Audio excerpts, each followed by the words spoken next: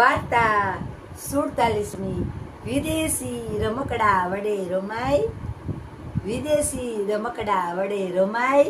જો શું કે છે, શું આવે તો આપણને ખબર નથી, વાંચીએ ત્યારે ખબર.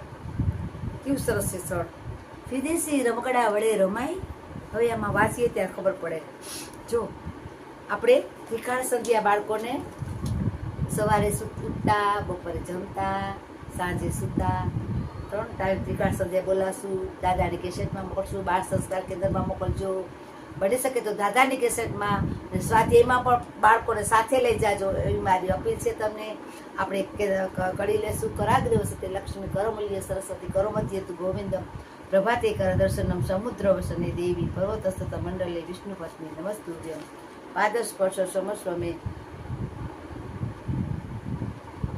પાદસ્પર્શ સમસ્વ વસુદેવ વસુતમ દેવમ કંસચારુ નમર્તનમ દેવકી પરમાનંદમ કૃષ્ણ વંદે જગતગુરુ. એટલે આપણે 2 ભાગ બચાઈ ગયા છે અને 47મી વાર્તા આવ્યા છે. તો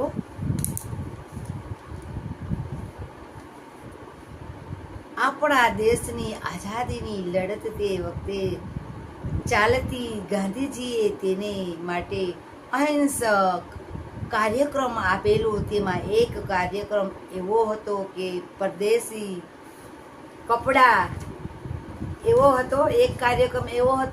કે પરદેશી કપડાં અને પરદેશી ચીજ વસ્તુઓને બહિષ્કાર કરવો. આપણે પરદેશની ગુલામીમાંથી મુક્ત થવું છે. આપણે ગાંધીજી કહે કે આપણે પરદેશની ગુલામીમાંથી મુક્ત થવું છે. જો ગાંધીજી તો કેવા લડ્યા હતા, ધોતી ને જબ્બો પહેરીને. આપણા પાછળ, દેશ પાછળ એને આપણું ગાંધીજીએ મુક્ત થવું, તો પગભર થવું અને જોઈએ એ જ ગુલામી કેવળ રાજકીય નથી, આર્થિક પણ છે. એ જ આર્થિક ગુલામીમાંથી પણ મુક્ત થવાનું છે. જો હા, પગભર થવામાં આવ્યું છે એટલે હું થોડાક 2 શબ્દ કહું છું તમને. આપણે અત્યારે જો મોંઘવારી કેટલી વધી ગઈ છે, સોનાના ભાવ કેટલા વધી ગયા છે, લાખ રૂપિયા 2 લાખ હતા. નાના માણસો તો કોઈ નાકને ચૂક કરવી પડે તો વિચાર કરવો પડે. તો ત્યારે શું કરે, ઓલા બગસરાના લઈને વેચીને ઘઉં લઈ આવે છે. તો અત્યારે આપણે બધા જ જેટલા કામ કરી ત્યારે માન 2 છેડા પોગે છે અને ઘરમાં આપણે પૂરું પડે છે. તો અત્યારે આપણે જેમ ગાંધીજી શું કહે છે, આપણે એની ગુલામી નથી કરી, આપણે જાત મહેનતથી કામ કરીને આપણે આપણું ભરણ પોષણ કરશું. એમ છે શું કહેવા માંગે છે. તો અત્યારે બધાએ કામ કરવું પડે છે. જેટલા ઘરમાં ફેમિલી હોય એટલાને બધાને કામ કરવું પડે છે. જો આપણે થોડું કામ કરીએ તો આપણો હાથ છૂટો લે, કંઈક લેવું હોય તો આપણે લઈ શકીએ. એવું ન કરતા હોય તો આપણે શું લઈ શકીએ.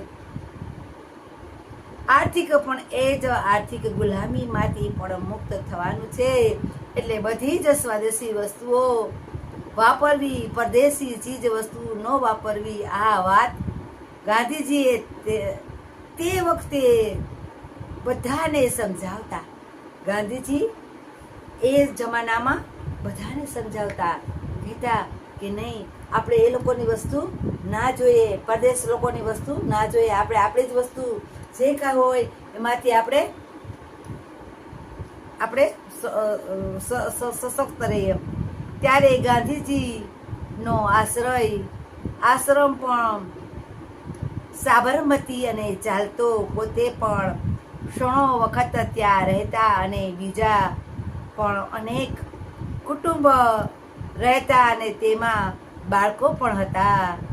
એ બાળકોને નાનપણથી દેશભક્તિની, આઝાદીની લડતની, ઉચ્ચ સંસ્કારની, નવા જીવનની કેળવણી ત્યાં મળતી.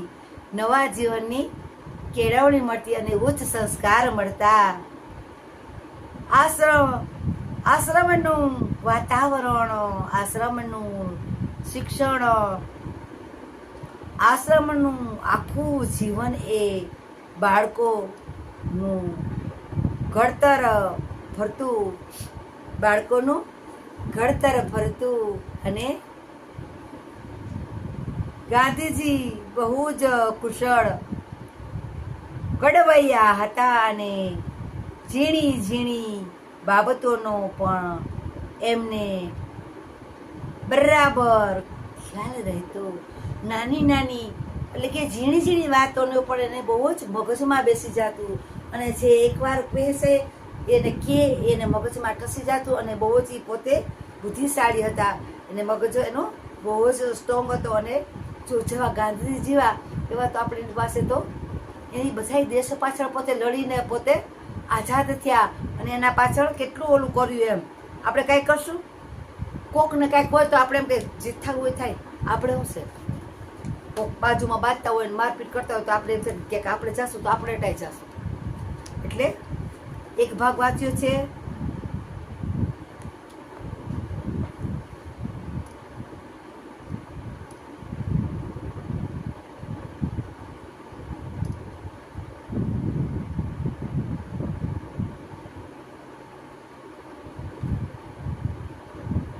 તો આપણે બીજો ભાગ બાકી છે એ લેશું. 47 બીજો ભાગ બાકી છે.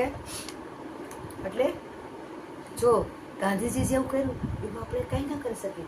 એને તો દેશ પાછળ પોતે આખા દેશ પાછળ એનું અત્યારે નોટમાં બધે ગાંધીજીનો ફોટો આવે છે. આપણા જેવાનો આવશે? આપણા જેવાનું શું આવે? કારણ કે એને બધા પાછળ એટલો ભોગ દીધો.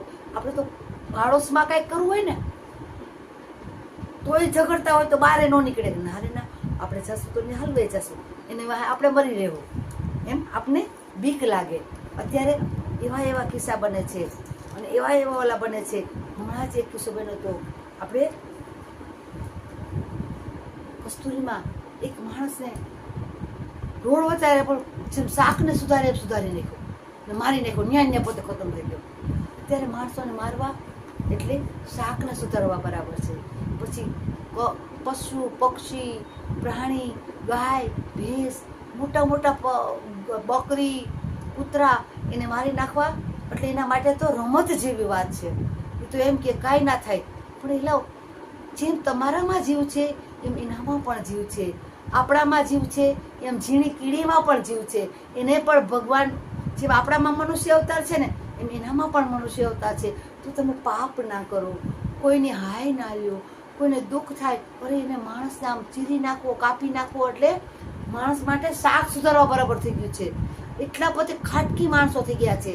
આવા માણસો તો ભગવાનને કહી દે તો ખોરે દે તો એક જ દેજે, પણ દેશની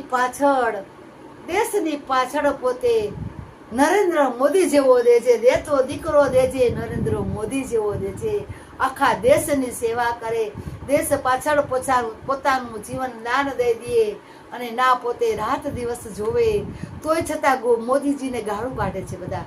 મોદી આમ, એ તો આમ છે. જો કોઈ સારું કામ કરે ને એને કોઈ પાછળથી કાપવાના જ છે, એને કોઈ એના વખાણ ના કરે. એ તો આવે છે, તો પલાળી છે, ટેકડી છે. અત્યારે હું વાંચું છું, મનોરંજન ગઢાવને આપું છું, જે કંઈ કરતો મને પાછળથી મારું જેવું તેવું બોલતા જ હશે. કોઈ બી કુટુંબના હોય કોઈ બી કોક તો બોલતું જ હોય ખરાબ. જો આપણે ક્યાં રસ્તે જવાનું છે એક એ છે, જિંદગી જીવો તો એવી જીવો, જિંદગી જીવો તો એવી જીવો, ટક્કર ખાણ જેવી જીવો, ટક્કર ખાણ જેવી જીવો. આજુ બાજુ દાયે બાયે આગે પીછે કોઈ આપણને આંગળી ચીંધી ના જાય, આંગળી ચીંધી ના જાય. જિંદગી જીવો તો એવી જીવો, જિંદગી જીવો તો એવી જીવો, ખારી ટક્કર જેવી જીવો, પણ કોઈ આંગળી ચીંધી ના જાય. હંમેશા આપણે વટથી જીવવાનું અને કોઈની ઈર્ષા નહીં કરવાની, કોઈને અદેખા નહીં કર, કોઈનું ખરાબ લાગે એવું નહીં બોલ, કોઈને ખોટું લાગે એવું નહીં બોલવાનું. એનો આત્મા દુભાય ને તો આપણે 7 ભવ ભોગવવું પડે. જો સામે માણસને ખોટું લાગે એવું આપણે બોલીએ ને, એનું અંદરનું દિલ દુભાય ને તો આપણે 7 ભવ ભોગવવું પડે. આ જ ભવમાં ભોગવવું પડે, ઓલા ભવમાં નહીં. અહીંયાનું કર્યું અહીંયા જ ભોગવવું પડે છે. જેવા આપણે કર્મ કરીએ છીએ એવા આ જ ભવમાં ભોગવવા પડે છે, ઓલા ભવમાં નથી ભોગવવા પડતા. સમજી લેજો. એટલે બની શકે તો કોકની સેવા કરો, કોકના દુઃખમાં ભાગ લ્યો.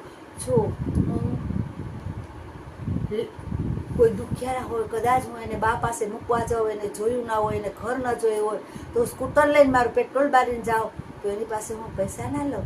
એવું બને તો તમે કબૂતરને, કૂતરાને, મોરસુને, ગાયને 500 રૂપિયા મારા વતી 1000 રૂપિયાનું તમે દાન પૂરું કરી દેજો. એ મને લેખે લાગશે તો મારા આત્માને ટાટક લાગશે. એના પેટમાં જશે ને તો મારો આત્મા ઠરશે. એના રુધિયાના પેટમાં જશે ને, કોઈ પણ ગાય, ભેંસ, બકરી, કબૂતર, ચકલા, માછલી, જો એનો આત્મા ઠરશે ને તો મને એમ થશે કે મેં કરોડોનું દાન કર્યું, અબજોનું દાન કર્યું. મને એવું થશે તો હું એવું જ કરું. કોઈ પાસે 5 રૂપિયા પણ ના લઉં, મારે કાંઈ ના જોઈએ. ભગવાન મને કોકના દુઃખમાં ભાગ લેવા જેવું રહે છે. જો હું આટલું કરું છું તો મને એમ કે ને કે બેન હાલો ને મને બતાવવા, તો હું હળી કાઢીને એના પૈકી જાઉં. ચાલ બેટા, જો તને 5 રૂપિયા મળતા હશે તો તારી આતેડી થશે તો મને કોક દીકે આશીર્વાદ મારા બાળકોને મળશે. મને ને તો કાંઈ નહીં, મારા બાળકો ભોગવશે. તો લાઈક ના કરો તો કાંઈ નહીં, શેર ના કરો તો કાંઈ નહીં, સબસ્ક્રાઈબ ના કરો તો કાંઈ નહીં. તમે ખાસ ને ખાસ ફેમિલીમાં જોજો.